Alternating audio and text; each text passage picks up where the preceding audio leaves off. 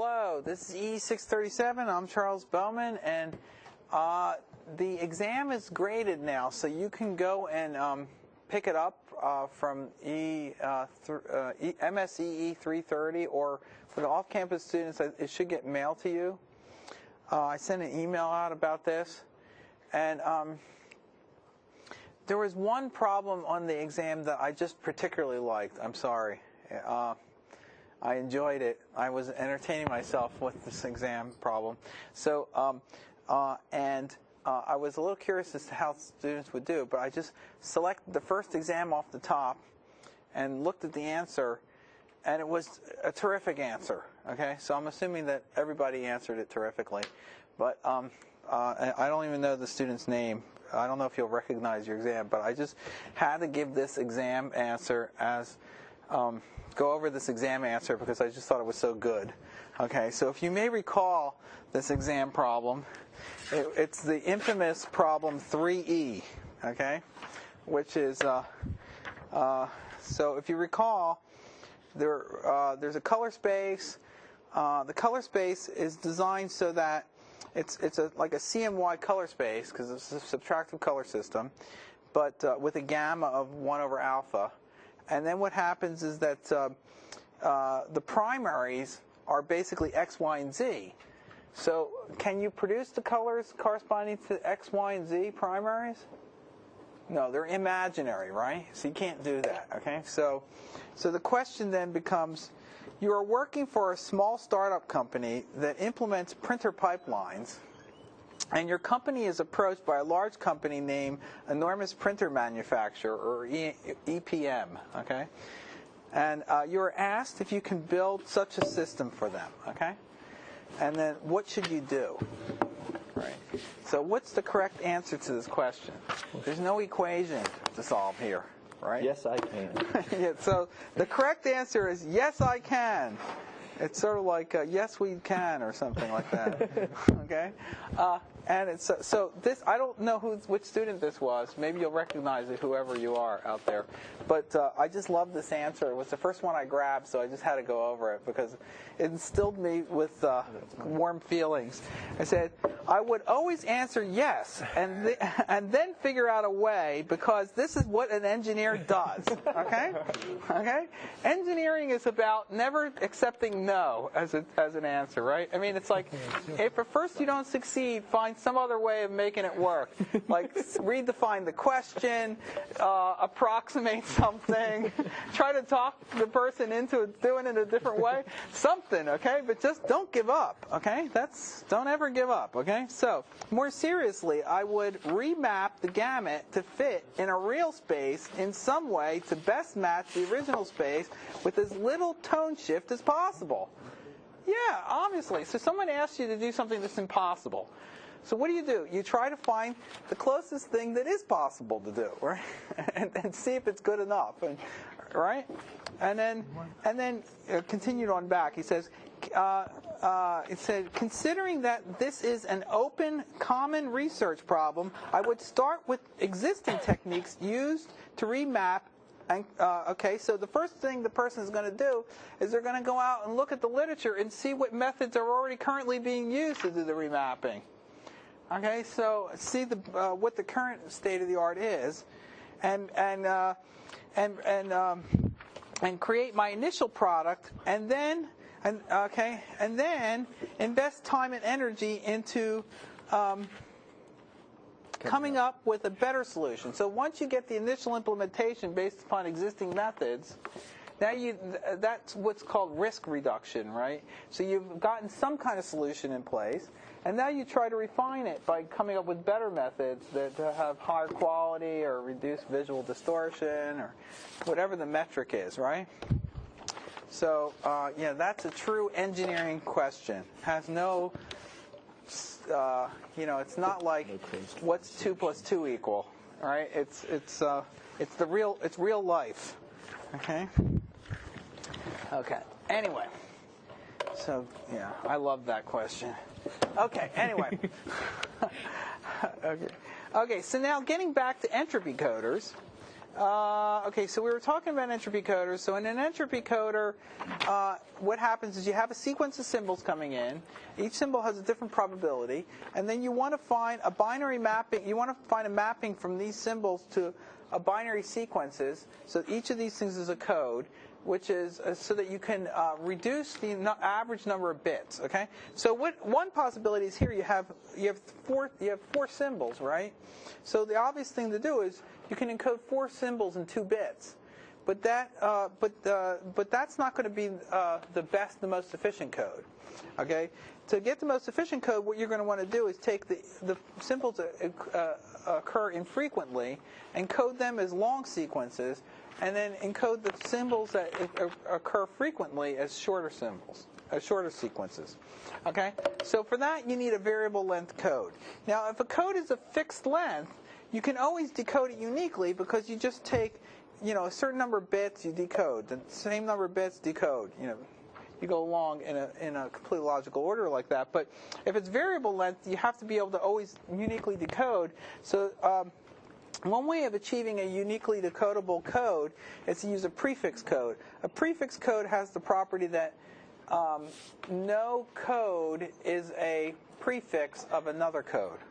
So you can never get confused when you try to decode. All right. So now it can be shown that if you have a prefix code, that first of all, the expected number of bits per symbol is going to be the absolute value of sigma I've defined to be the code length for the code corresponding to the symbol x sub n.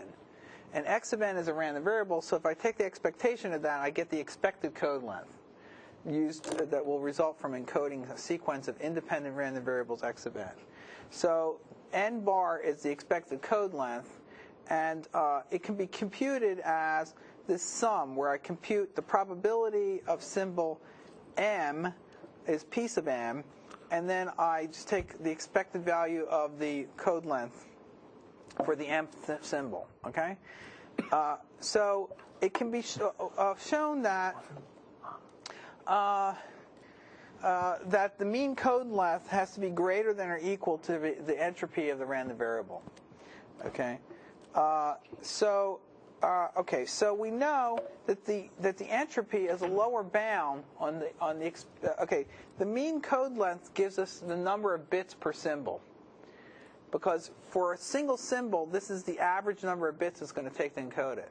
So the number, this is also called the bit rate, because it's the number of bits per symbol. It's the rate at which bits need to be transmitted in order to communicate the information of each symbol. So it turns out that the bit rate is going to be lower bounded by the entropy of the symbol.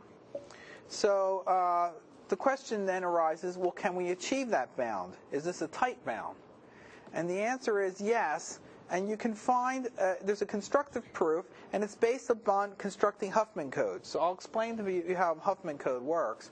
So a Huffman code gets within 1 bit of the optimal code. So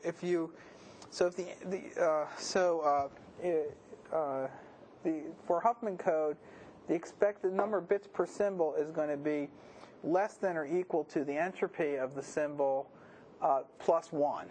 Okay. All right. So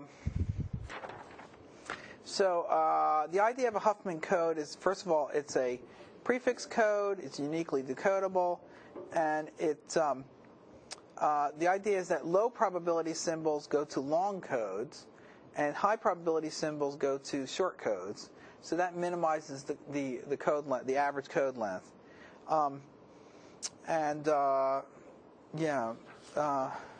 right. So that's pretty much it. Now, okay. So this is how it works. Okay.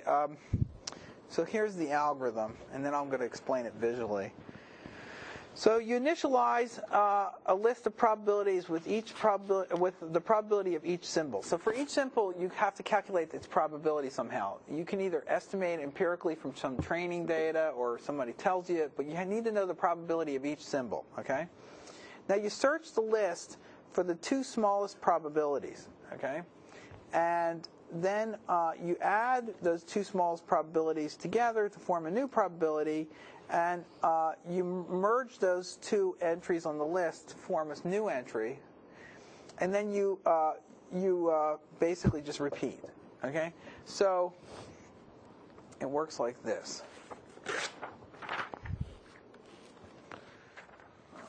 Okay, so you start off like this. So let's say you have, can we zoom in on this a little bit? So you have 8 symbols, each of which has an associated probability. 0.4, 0.08, 0.08, 0.2, 0.12, 0.07, 0.04, 0.01, okay? And now, so what you do is you scan through this list and you find the smallest value. So I guess the smallest value here is 0.1 and 0.04, right? Those are the two smallest values, right? Now, it could be that these two smallest values would not be adjacent to each other. So I basically cooked the example up in advance. So I took the symbols that were smallest and I put them next to each other. So that otherwise, when I merge them together, I'd get a diagram that's going to look like a tree. And the branches of the tree would overlap, so it would be confusing visually.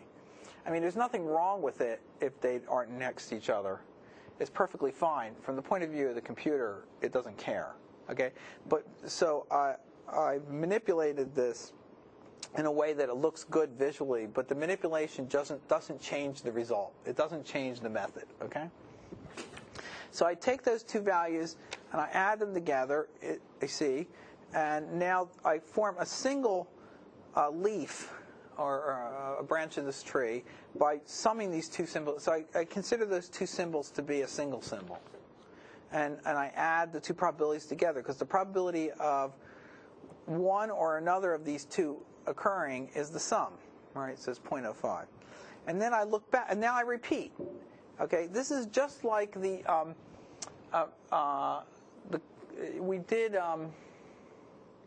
talked about clustering, right? When we did region merging.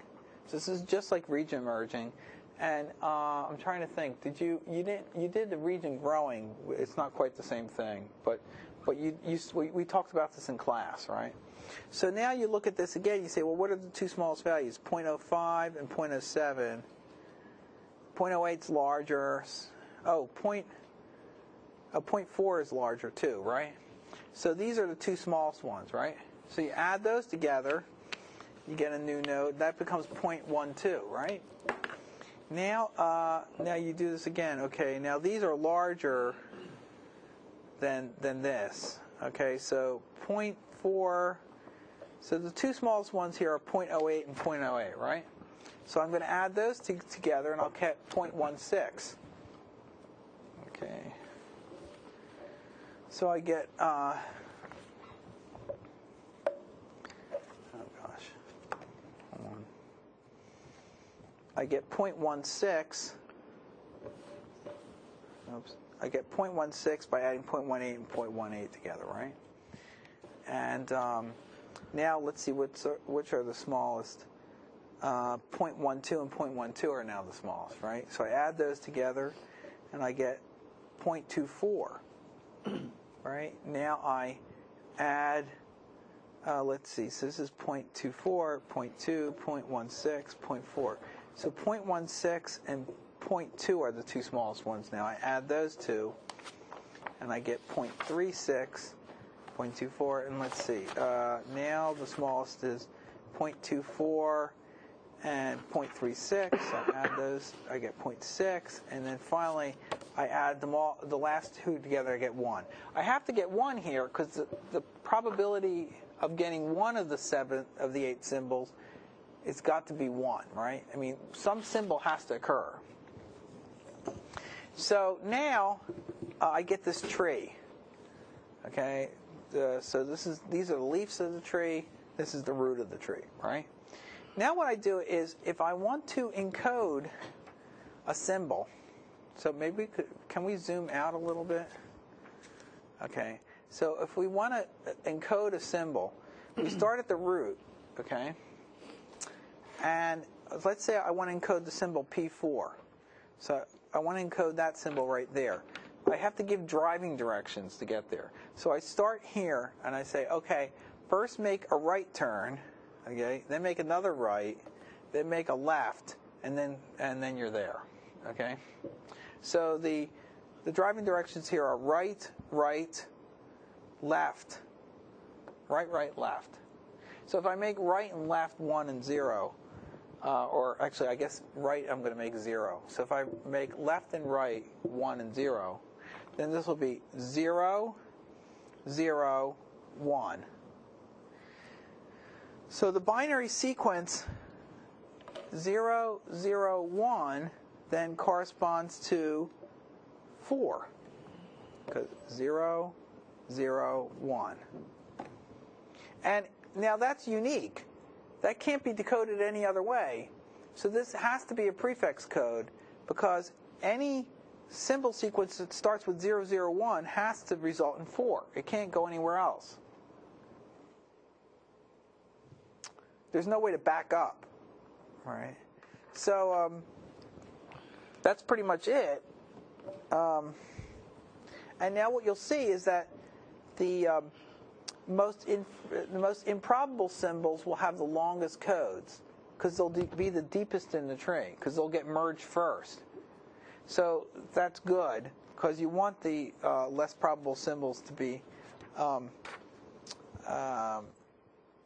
have longer codes. Okay, so this is the encoding that you get, and every one of these.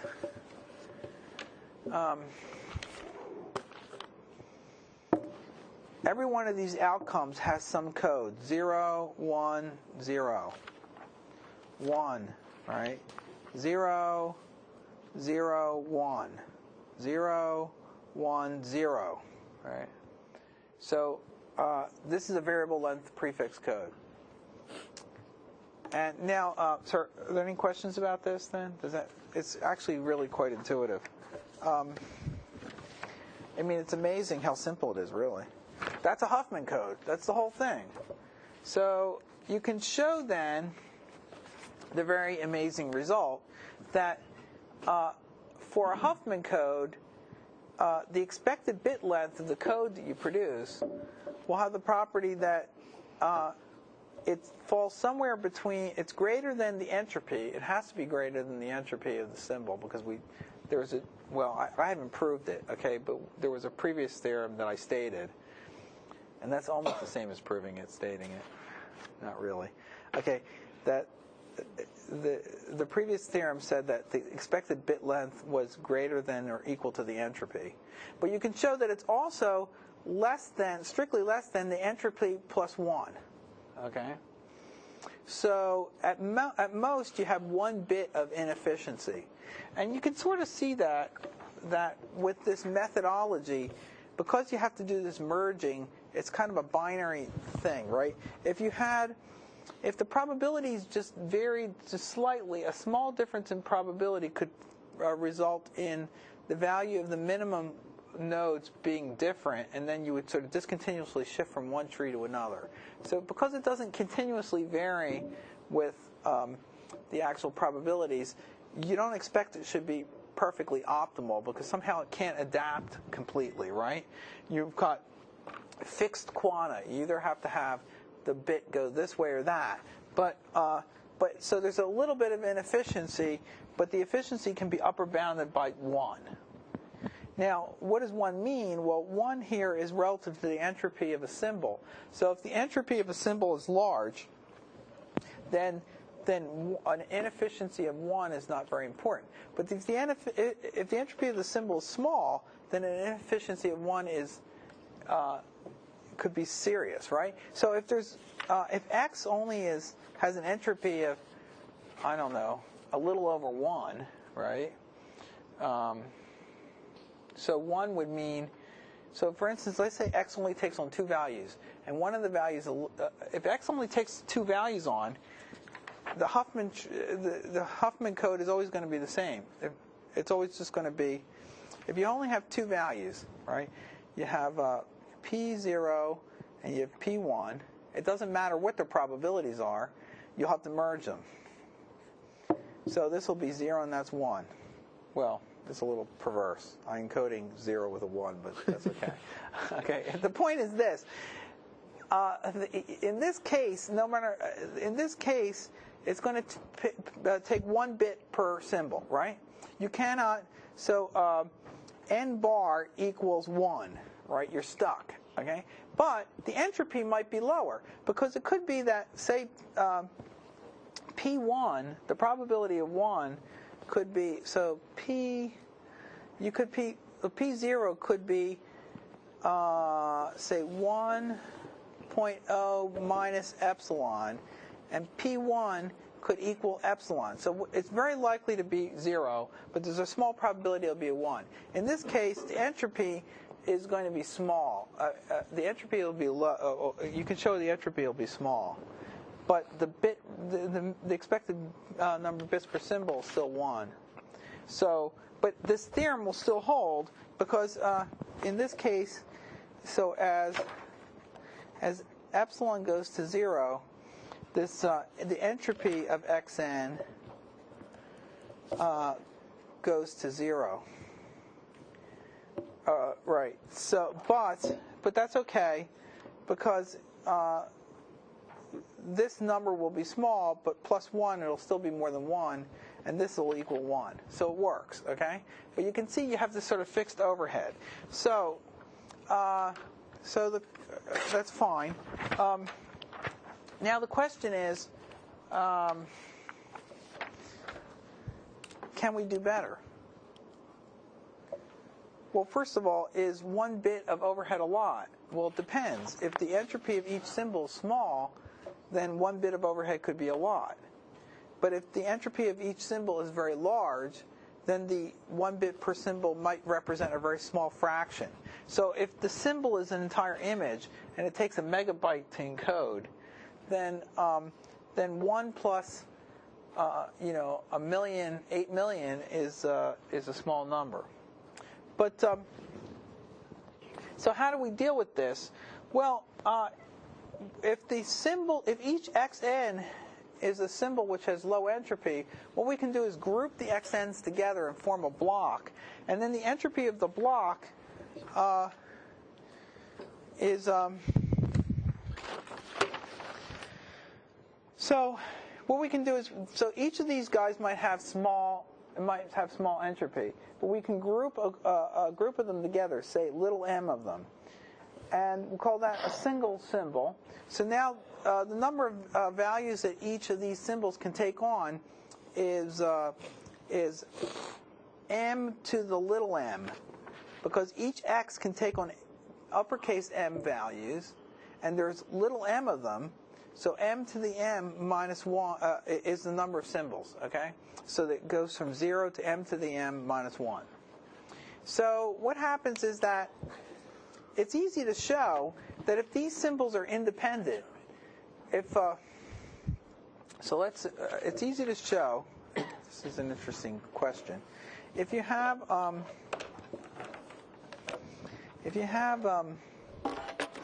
x0 is independent of x1. So they're independent random variables. And okay, let me actually say it like this. We have xn plus 1, ... right?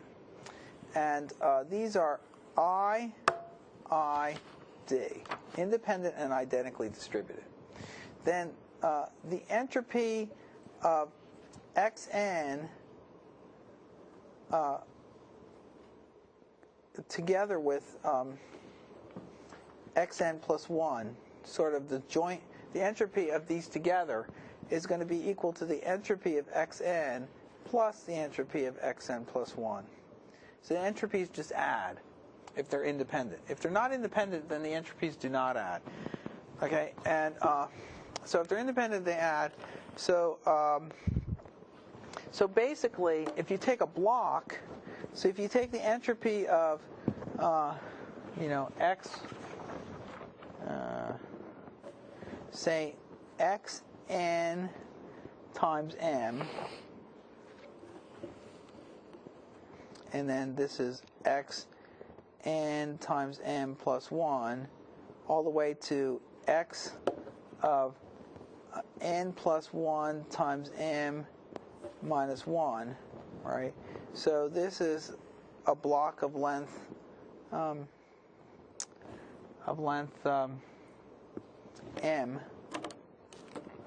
right? So this thing here will just be m times the entropy of x n, because they're all independent. Because all the x's are independent, the entropy of a block of x's is just m times the entropy of a single x. That's easy enough to show. So using that fact, then, if I define y to be equal to this sequence xm, so that I'm going to make this x yn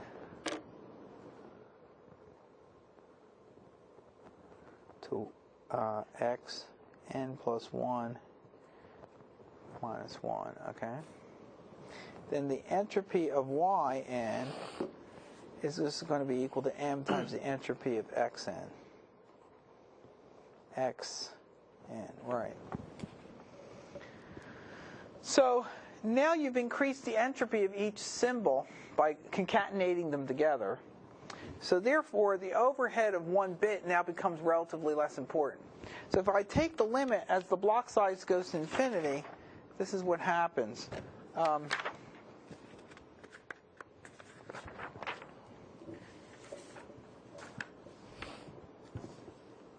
Bit rate bound. Okay, so I just said this. The entropy of y is m times the entropy of x. So now the number of bits required to encode x, the average number of bits required to encode x is the average number of bits required to encode y divided by m. Because I'm going to encode a single symbol y, but that includes all the x's, so I amortize that bit rate across all those symbols. So if I just do the calculation, I get that, well, the entropy, using the Huffman, if I design a Huffman coder now for y, I get that the expected number of bits per symbol for y has got to be between the entropy of y and the entropy of y plus 1.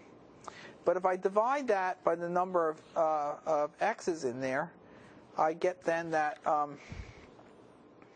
basically that the entropy, the expected bit length, the expected number of bits per symbol for x falls between the entropy of x and the entropy of x plus 1 over m, where m is the block size. So if I let the block size go to infinity, this extra, this is sort of like the slop factor. I mean, this is the inefficiency. This is the waste. Okay? So if I let the block size go to infinity, that waste goes towards 0, and then the expected number of bits per symbol goes towards the entropy. So what this tells you, this is a proof, basically. I've left out some of the details, but this is essentially the structure of a proof to show that you can find an entropy coder which will produce a code such that the expected number of bits per symbol is equal to the entropy of the symbol. Or it gets you can get arbitrarily close to that bound. Okay, now the problem is, okay, as the block size grows, okay, so we have this. Okay, so in the limit as m goes to infinity, this converges to that. Okay, now, well, what's the problem with all this? So this all sounds good. So that means you should be able to achieve the entropy of the source when you code things. Well, there's a problem. The problem is that as the block size becomes large, the number of states that you have to calculate the probability of gets very large, and designing a Huffman coder that works for it becomes impossible or extremely difficult, right? So, okay. So let's say each xn takes on values between 0 and m minus 1, right? That means yn takes on values between 0 and m to the m minus 1. So that grows exponentially. So let's say that, I don't know, let's say m equals 2. So in order to get enough states that the value 1 is small compared to the entropy, you might have to have, I don't know, like, let's say this was like 16 or something, right? So let's say m equals 16. So then you have 2 to the 16th. Well, 2 to the 16th is a really large number. So this would be the number of states that you have. And for each of these states, you'd have to calculate the probability of that state. So how would you calculate the probability? Well, what is that number? It's going to be 2 to the... is it 64? What is it? So 60. Well, it's actually not so horrible. It's not great, okay? 64,000. So you need a table with 64,000 entries in it. So you have to basically keep track of the probability of each of the 64,000 things that can occur. And then you have to build a Huffman table with a tree that has 64,000 leaves in it. So it gets complicated, right? And it grows exponentially in the block length. But the advantage of doing this is then you get a more efficient Huffman coder. In practice, people don't usually do this because it's just a very inefficient way of achieving your goal. But the good thing, one nice thing here is it's at least a theoretical result that says that you can get arbitrarily close to the entropy of the source when you go to do a lossless coder, okay? Okay, as the block size goes to infinity, the bit rate approaches the entropy of the source. Letting the block size go to infinity is bad for a few reasons. It's bad because the number of states that you have to keep track of gets very large, so it makes it computationally expensive to implement. It's bad because you have to estimate the probability of either you have some kind of theoretical model which tells you what the probability of each state should be, or you have to estimate the probability of each state from training data. If you're trying to estimate it from training data, remember, when we were learning about training, one thing I emphasized was that the amount of training data you have needs to be much larger than the number of unknown parameters. So here you have a huge number of unknown parameters, which means you need a lot of training data, so that's a problem.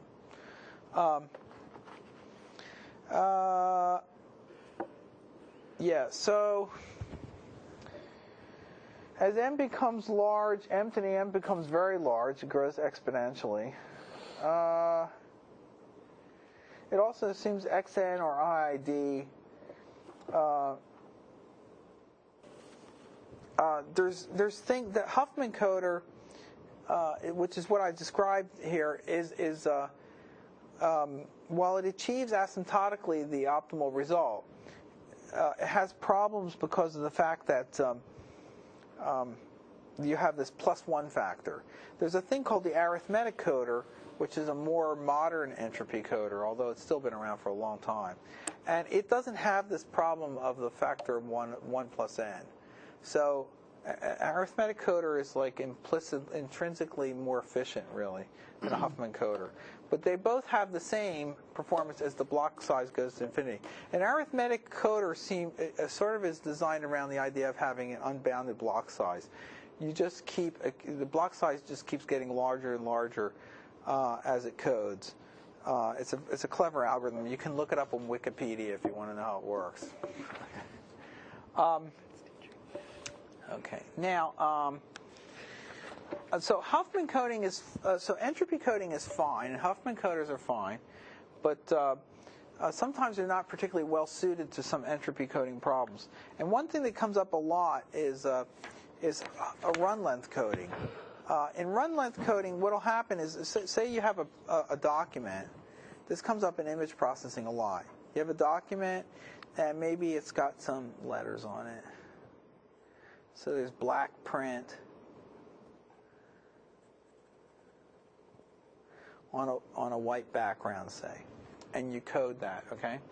So most of the pixels on the document are so let's say 0 is background is white, and 1 is black. Okay, so most of the pixels are zeros, and moreover, once you have a 0, you tend to have a lot of zeros following that.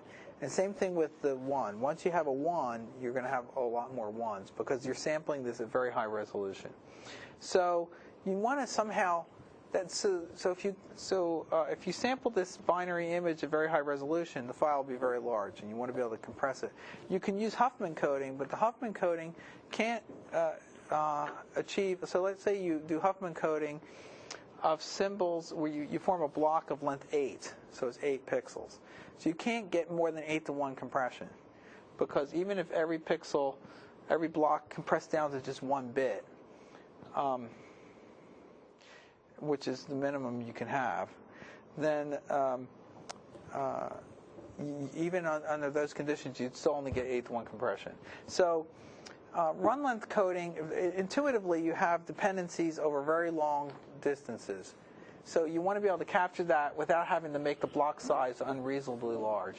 So you do a thing called run length coding, which is actually quite intuitive. What you do is you just want to encode you want to encode the symbol and how many times it repeats. So a typical run length code would be that you'd have the value, and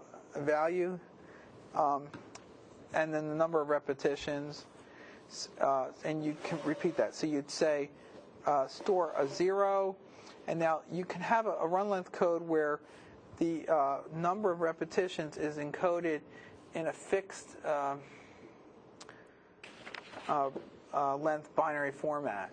So this might be 8 bits. So you can have a value between 0 and 255. So you put 0, 127 means you're going to have 127 zeros in a row. And then if you exceed 255, then you just store 255 and repeat the value again. So in other words, if you had if you had a sequence of zeros that was 512 long, you'd put 0, 255 as your first entry, and then 0, 255 again. So without loss of generality, that can encode any sequence. And then once you have this encoded run length encoded sequence, then you do some Huffman coding or entropy coding of it to sort of further squeeze out any dependencies. But this avoids, by using run length coding, it avoids having to have a very large block size to describe a fundamentally straightforward aspect of the underlying behavior of the data.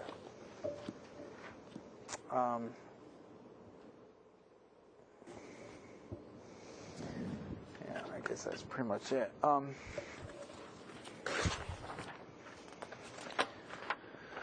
Okay, predictive entropy coder. So what happens is that in some applications, like fax is a typical example. I guess fax isn't as commonly used as it used to be, but basically usually it works with black and white documents. So you take a document, you put it into a scanner, and each pixel is either converted to be a 1 or a 0, black or white. And then you want to do compression of that, entropy coding of that, so that you can send it over like a phone line or something, and then it can be reprinted. So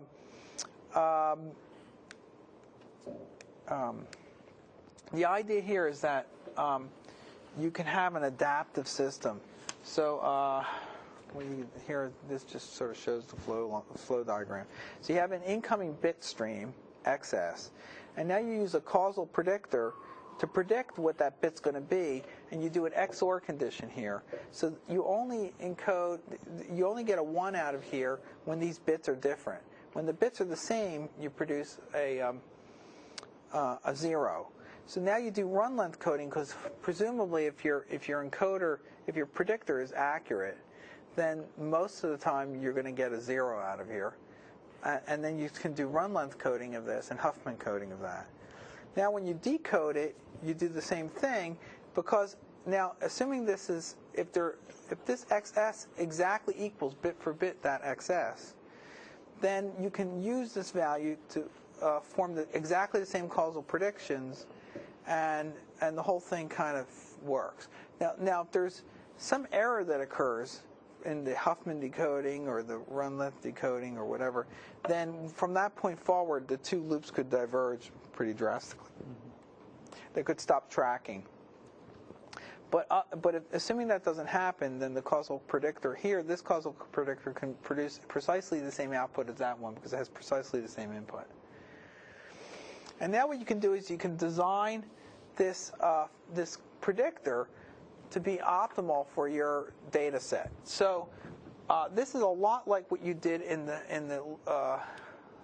image restoration laboratory, where you designed a minimum mean square error linear predictor to predict the pixel given a window of pixels in another image, right? Mm-hmm. So you can do the same thing here. You could have some training data, and you could train this causal predictor based upon the past values of XS. And in this case, it's not a continuous predictor because the values you're predicting are binary. So it has a binary input, a binary output. You can actually just form a histogram, and then for each input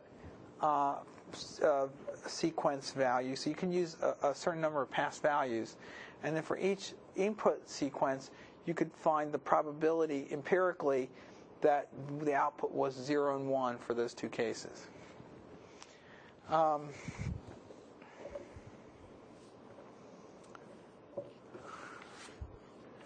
So in this case, once you have this probability mapping, then you can calculate the predicted value of x as being either 1 or 0. The probability that if the probability is greater that it's 1 than 0, then you output a 1. So this is an estimate of what the x is, and you XOR it and encode that. That would be like a typical way to do it. It's not necessarily optimal, but it's typical. Now, I kind of mentioned this already. So this predictor here that predicts the binary image pixel XS given its neighbors, its causal neighbors, it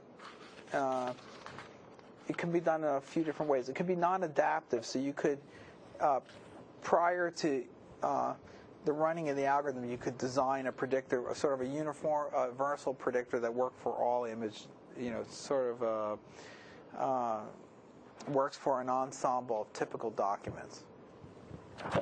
But the other way to do it is to have it be adaptive, so that when you actually run it on your particular data, it adapts the prediction probabilities based upon the statistics of your data. So if your data is different than typical data, it'll still perform well after it sees enough of it and has the ability to adapt to the statistics of that behavior. So how do you do that? Okay. Well, first of all, in the non-adaptive case, how do you estimate the probabilities from real sample data? Well, what you do, well, of course, this is a very complex, important problem that there's lots of different ways of going about it. There isn't one answer. But the simplest thing to do is just to keep track of all the previous values of pixels in the windows in a lookup table, and then count how many times you see a 1 or a 0 following a certain sequence, right? So this is just a completely empirical approach where, it's just learning from prior experience. You just keep a histogram of every possible case that occurs. And for every case, so Z here is the state associated with the previous pixels in the window. And for every possible value of Z, you just count how many times the output is 1 and how many times it's 0. So this function h sub s of ij is a counting function. It's equal to 1 if xs is I and zs is j. Now j here, zs is the state that represents the previous pixels in the window. So if you think about this in time like this,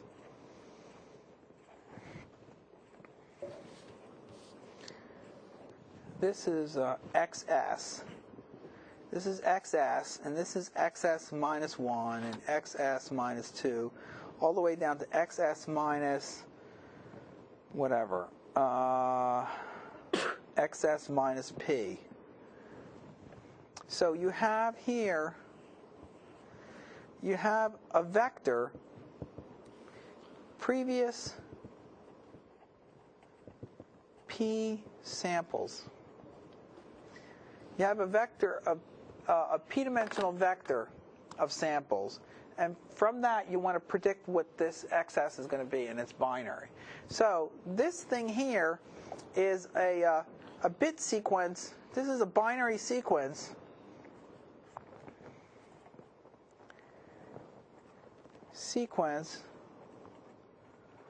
of length p, right? So let's say p is 8. I don't know. Let's say you're using the 8 previous samples. Then this is a binary sequence of length 8. So we'll call that z sub s, right, is a member of 0, 1 to the dimension p. It's a binary sequence of length 8. So you can take z sub s and you can use it as an index into a lookup table with 2 to the p entries, right? So that you have a lookup table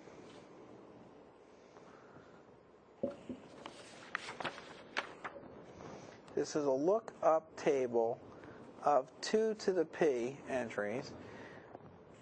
The input here is a p with binary value, which we call zs. Does anybody remember what this means? When I was an undergraduate, they would draw these arrows and put a little line through it. That means it's a bus with an 8-bit wide bus, okay? Gosh, times have changed a lot, so almost nobody recognizes that, huh? You know what the moral of that story is, by the way? The moral of that story is, don't worry too much about what people want today, because they may not want it tomorrow, right? So it's fine to learn some of that stuff, but that's sort of stuff, because when I was an undergraduate, digital design is what all the employers wanted undergraduates to do. If you got an undergraduate degree in electrical engineering, they asked you, are you hardware or software? And you'd be like, well, I'm not sure I'm either, right? But because they wanted you to like take little chips, they called them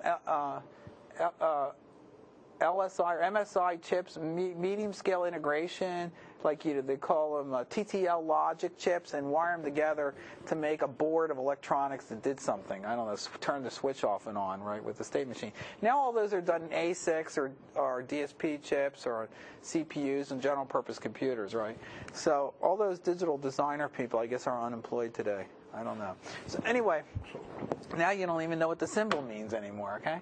Okay, anyway, so this looks into this lookup table, and then at each entry of the lookup table, we store like a number, n, which is the number of times in the training data, we saw that occur, okay? So this would be some value n sub z, okay? And then we take the total number of n, so we take n sub z, the number of times we saw it occur with sequence z, and we divide it by n, the total number of occurs, and that gives us an estimated probability, okay? P hat at s. Oops. This is just keeping count of statistics. You count how many times something happens. And that's your estimate of how often it's going to happen in the future, right? If 9 out of 10 dentists recommend Trident gum, okay, then if I see a dentist, you expect that with probability 0.9, they're going to recommend Trident gum. Of course, you don't know what that means because you haven't seen those old commercials on Trident. They don't talk about that anymore, do they? Anyway. Okay, never mind. But the point is this. Now, there's a fancier interpretation of this. This is called, if you take a probability and statistics course, so you have to first take 600 and then take a statistics course. This is called the maximum likelihood estimate. The maximum likelihood estimate in this case just does what any person with any common sense would do, okay? But it takes lots of mathematics and equations to then, after a lot of calculations, you come back to just what any sensible person would do, okay? You just keep track of how often it happens, okay? All right, so it's a very powerful concept nonetheless. Okay, next time I'll finish up on this and get on to some other material having to do with lossy source coding. And we have one more week, and then we're done. So have a nice weekend.